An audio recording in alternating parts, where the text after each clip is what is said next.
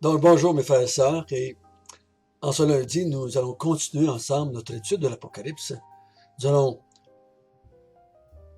travailler ensemble pendant quelques jours sur le troisième malheur, ou la septième trompette, qui enclenche le troisième malheur.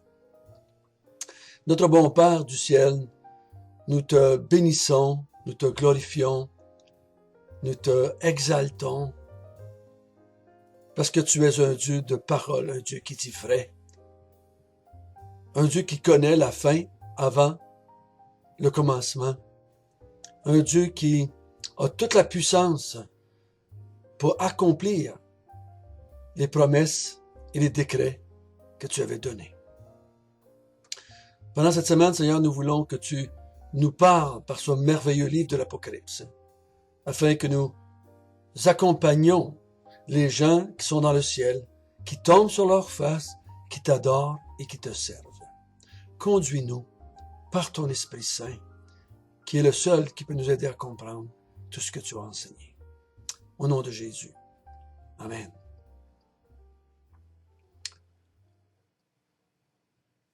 Vous savez, mes frères et sœurs, que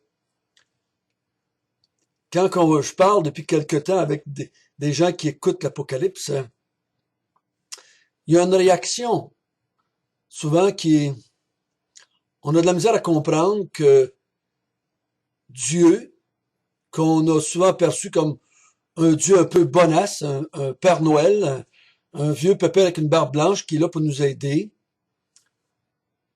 On a de la misère à comprendre que ce Dieu-là peut être en colère comme il l'est et qu'il abat sa colère sur les êtres humains.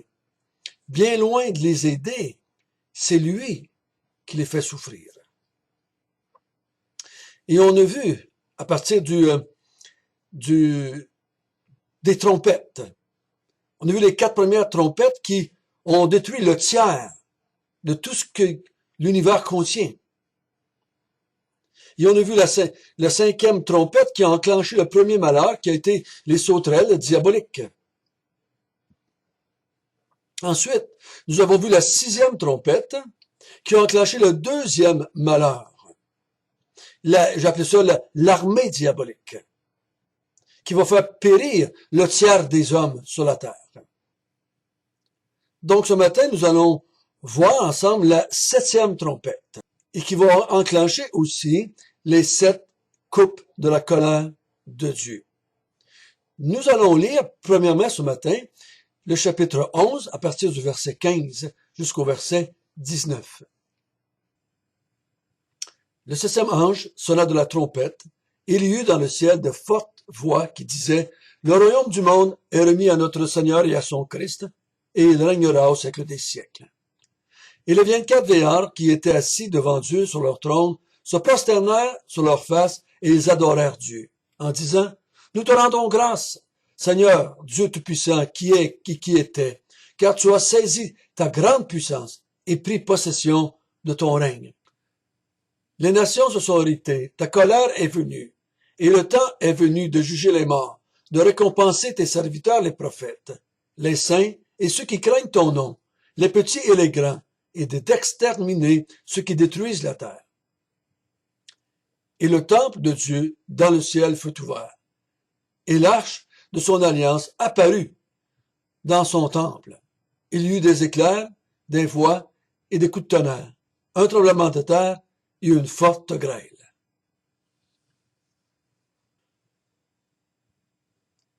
Dans ces quelques versets-là, nous avons le résumé pour la fin du livre de l'Apocalypse. Nous avons un résumé. Il dit, le royaume du monde est remis à notre Seigneur et à son Christ, et il régnera au siècle des siècles. Donc, il dit, le règne de ce monde est remis entre les mains de Dieu et de Jésus-Christ. Et ils vont régner au siècle des siècles. Pour arriver à faire cela, ils vont juger le monde. Ils vont juger les morts.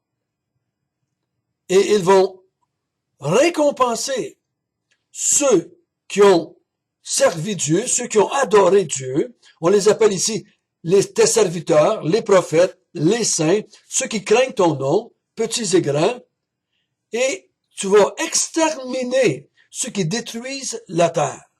Ceux qui détruisent la terre ici, là, c'est pas ceux qui utilisent des gros automobiles, c'est pas ceux qui utilisent des produits chimiques, c'est pas ceux qui, euh, qui détruisent le monde avec leur folie humaine.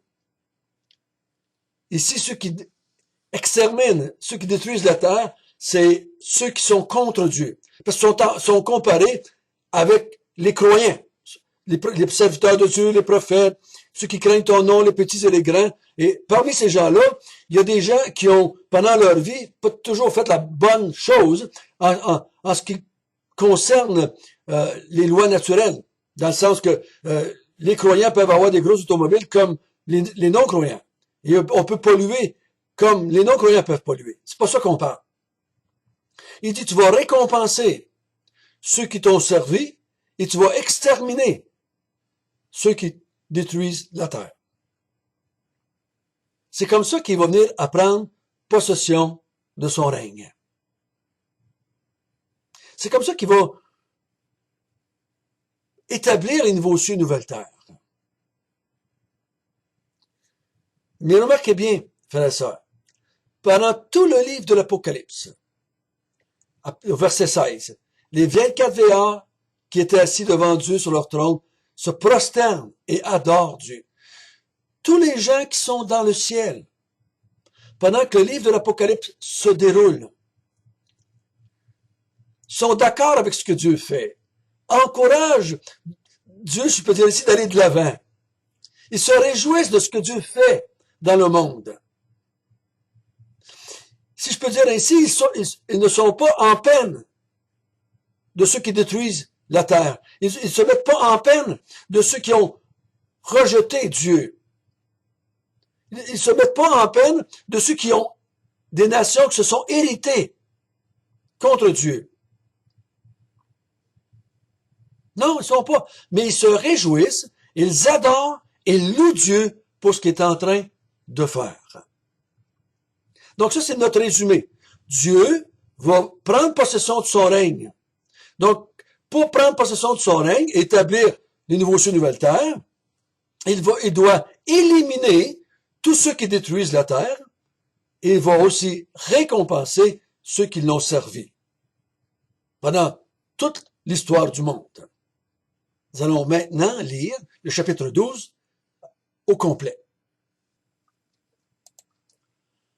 Un grand signe parut dans le ciel, une femme enveloppée du soleil, la lune sous ses pieds, une couronne de 12 étoiles sur sa tête. Elle était enceinte, et elle criait, étant en travail et dans les douleurs de l'enfantement. Un autre signe parut encore dans le ciel. Et voici, c'était un grand dragon rouge feu, ayant 7 têtes et 10 cornes, et sur ces 7 têtes, des diadèmes. Sa queue entraînait le tiers des étoiles du ciel et les jetait sur la terre. Le dragon se tint devant la femme qui allait enfanter afin de dévorer un enfant, et lorsqu'elle aurait enfanté, elle enfanta un fils, qui doit paître toutes les nations avec une verge de fer. Et son enfant fut enlevé vers Dieu et vers son trône. Et la femme s'enfuit dans le désert, où elle avait un lieu préparé par Dieu, afin d'y être nourrie pendant 1260 jours. Il y eut guerre dans le ciel. Michel et ses anges combattirent contre le dragon, et le dragon et ses anges combattirent. Mais ils ne furent pas plus forts, et leur place ne fut plus trouvée dans le ciel. Il fut précipité le grand dragon, le serpent ancien, appelé le diable et Satan, celui qui séduit toute la terre. Il fut précipité sur la terre, et ses anges furent précipités avec lui. Et j'entendis dans le ciel une voix forte qui disait, « Maintenant le salut est arrivé, ainsi que la puissance, le règne de notre Dieu, et l'autorité de son Christ, car il a été précipité, l'accusateur de nos frères, celui qui les accusait devant notre Dieu jour et nuit. Ils l'ont vaincu à cause du sang de l'agneau, à cause de la parole de leur témoignage. Ils n'ont pas aimé leur vie jusqu'à craindre la mort. C'est pourquoi, réjouissez-vous, cieux, et vous qui habitez dans les cieux. Malheur à la terre et à la mer, car le diable est descendu vers vous, animé d'une grande colère, sachant qu'il y a peu de temps. Quand le dragon vit qu'il avait été précipité sur la terre, il poursuivit la femme qui avait enfanté le fils. Et les 2 ailes du grand aigle furent données à la femme, afin qu'elle s'envole au désert vers son lieu, où elle est nourrie un temps, des temps, la moitié d'un temps, loin de la face du serpent. Et de sa gueule, le serpent lança de l'eau comme un fleuve derrière la femme, afin de l'entraîner par le fleuve. Mais la terre secourut la femme. Elle ouvrit sa bouche et engloutit le fleuve que le dragon avait lancé dans sa gueule. Et le dragon fut irrité contre la femme, et s'en alla faire la guerre au reste de sa postérité, à ceux qui gardent les commandements de Dieu et qui retiennent le témoignage de Jésus. Comme j'ai toujours dit, je vous encourage à non pas essayer d'interpréter chaque petit détail, mais l'ensemble de l'image, l'ensemble du décor. Qu'est-ce qu'on voit? Une femme qui est en train d'accoucher, est en douleur. Et on voit quoi ensuite? Un dragon. Et qu'est-ce qu'il veut faire, le dragon? Il veut dévorer l'enfant. Ce qui l'intéresse, premièrement, ce n'est pas la femme. C'est l'enfant que la femme veut produire. Il veut le détruire. Et pourquoi veut-il détruire cet enfant-là? Qu'est-ce qu'il y a de spécial, cet enfant-là? Au verset 5, il doit paître toutes les nations avec une verge de fer. C'est lui qui va prendre possession de son règne. Et pour prendre possession de son règne, il va se lever contre les nations qui se sont héritées contre Dieu et contre lui. Il va les paître d'une verge de fer. Il va les détruire, il va les prendre possession de son monde. Et pour le faire, il faut qu'il détruise les nations qui se sont héritées contre lui. Donc, pourquoi est-ce que le diable ou le dragon veut détruire l'enfant? Parce que c'est le dragon qui règne sur ces nations-là. C'est le dragon qui contrôle ces nations-là. C'est le dragon qui les a séduits, ces nations-là. C'est le dragon qui les a poussés à s'irriter contre Dieu. Et l'enfant veut intervenir et arrêter cela. Donc le dragon veut détruire l'enfant. Mais il ne réussit pas. L'enfant est enlevé vers Dieu et vers son trône.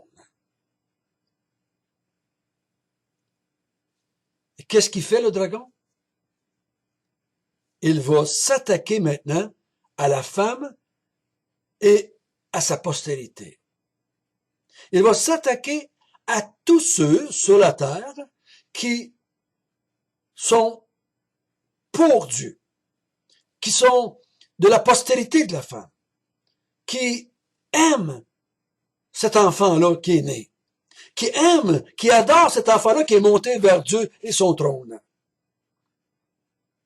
Et Satan va s'acharner contre eux. Mais il faut remarquer qu'au verset 7 et 8, il y a un monde parallèle au nôtre, si on pourrait dire ça comme cela. Michel et ses anges, et va combattre le dragon et ses anges.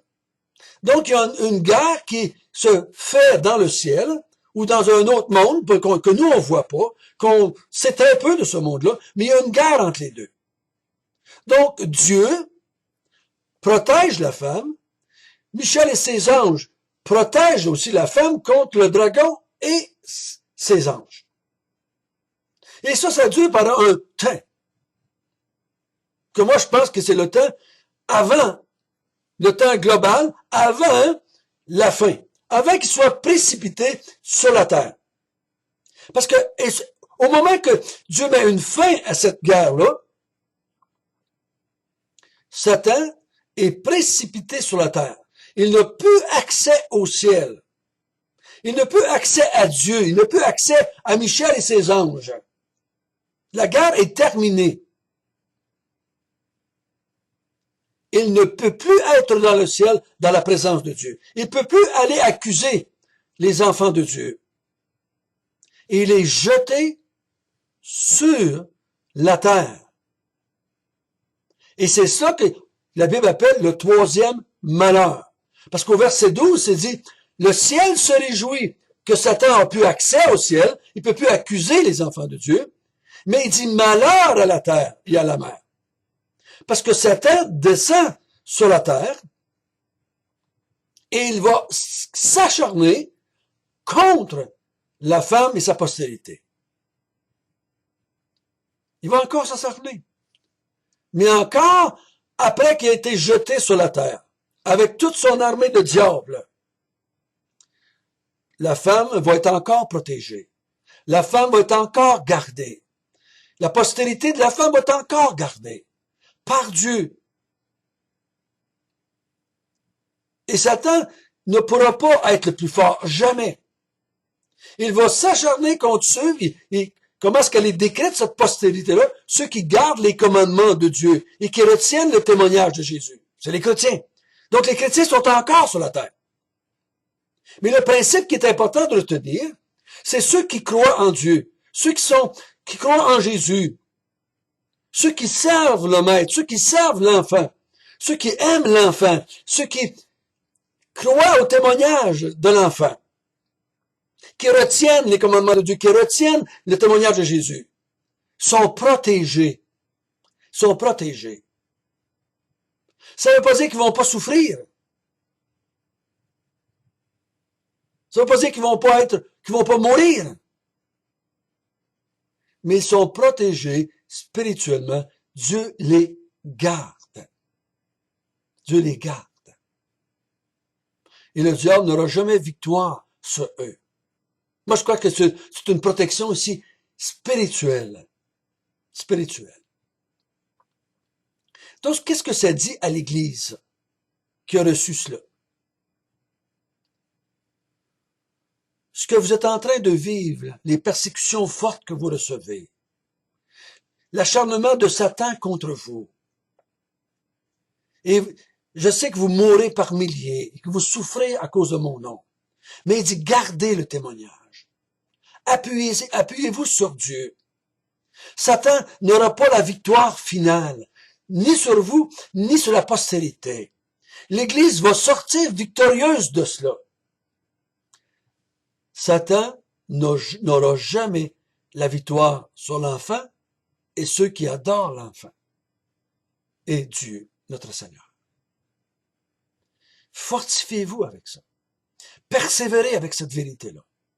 Et vous qui avez abandonné, vous qui êtes tiède, vous qui êtes morts spirituellement, vous qui avez des doctrines de démons, vous qui aimez les Nicolaïtes plus que les Balaam, et que vous aimez aussi les Balaam, repentez-vous. Repentez-vous. Parce que un jour ou l'autre, Satan va être lâché sur la terre. Et il va s'acharner sur la terre. Et il va être détruit, lui-ci. Il va être détruit. Si vous ne tournez pas vers cet enfant-là qui est né, si vous ne tournez pas vers Jésus, si vous ne gardez pas le témoignage de Jésus, vous ne serez pas protégés. Parce que Dieu, ici, protège la femme et l'enfant. Et la postérité de la femme. Donc, Dieu protège seulement ceux qui lui appartiennent. Comme, c'est la même vérité ici que les 144 000 marqués d'un sceau, qui sont protégés des sauterelles, qui sont protégés contre l'armée qui fait mourir les hommes. Ils sont protégés ici contre Satan et son armée. La vérité de l'Apocalypse, c'est que Dieu protège les siens contre le monde et le diable et son armée. Et la femme et tous ceux qui croient vont être protégés et vont sortir victorieux à cause de Jésus-Christ. Notre Père du ciel, merci de cette belle image encore ce matin. Merci de cette belle image. Tu protèges les tiens. Tu gardes les tiens.